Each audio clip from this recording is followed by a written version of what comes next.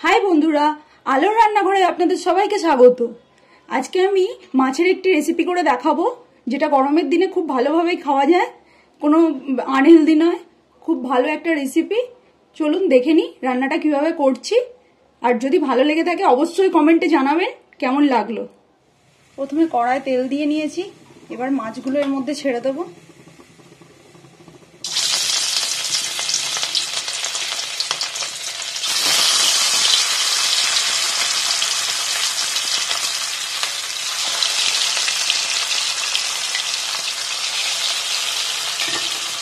মাছগুলো ভাজা হবে। এবারে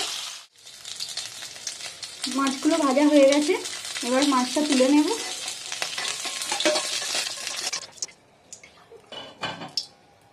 এবারে আলুগুলো দিয়ে দেব। আমি দুটো আলু লম্বা লম্বা করে কেটে রেখেছিলাম।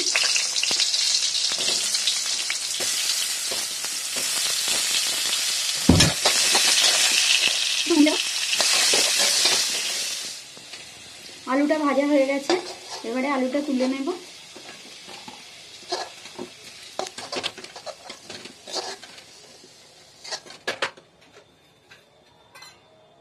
এর মধ্যে তেল দেব, তেজপাতা ফোড়ন,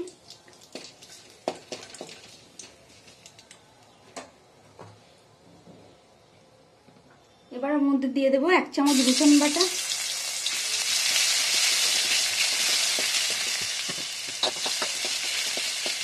এবারে এর মধ্যে দেব 3টে পেঁয়াজ কুচিয়ে রেখেছিলাম,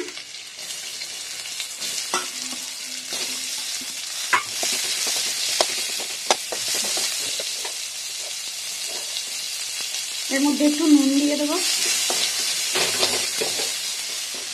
পেঁয়াজগুলো ভাজা হয়ে গেছে মোটামুটি। এইবারে এর মধ্যে আমি দেব লঙ্কা বাটা। আমি এখানে 4টে কাঁচা লঙ্কা বেটে নিয়েছিলাম।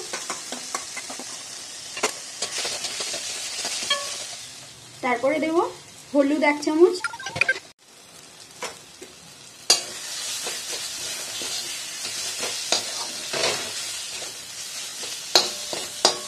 নুনটা দিলাম। এবারে এর মধ্যে দেব টমেটো, একটা গোটা টমেটো কুচিয়ে রেখেছিলাম, সেটা দিয়ে দিলাম।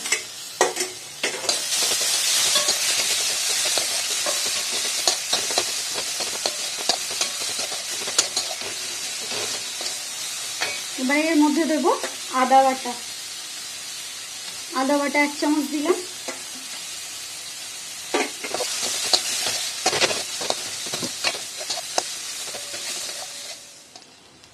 এবারে এর মধ্যে জল ঢেলে দেব।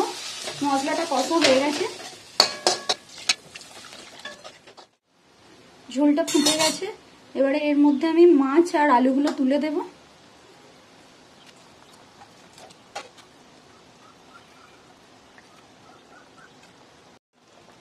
দশ মিনিট ফুটবে এটা, তারপরে আমি এতক্ষণ ঢাকা দিয়ে রেখে দেবো। এবারে দেখুন বন্ধুরা, মাছের ঝালটা ফুটে গেছে, মোটামুটি হয়ে গেছে। এবারে এর মধ্যে আমি লাস্ট অ্যাড করব সর্ষে বাটা। আমি 1 চামচ সর্ষে বেটে নিয়েছিলাম, দিয়ে দিলাম। একটু গ্রেভি গ্রেভি হবে ঝোলটা। এই ঝোলটা ভীষণ টেস্টি খেতে হয়, আপনারা বাড়িতে অবশ্যই একবার ট্রাই করবেন। রেডি হয়ে গেছে মাছের ঝোলটা। এবার আমি এটা নামাবো। আর বেশি ফুটবে না, এটা একটু ঝোল ঝোল থাকবে, এরকমভাবেই নামাবো। দেখুন বন্ধুরা, রান্নাটা আমার হয়ে গেছে।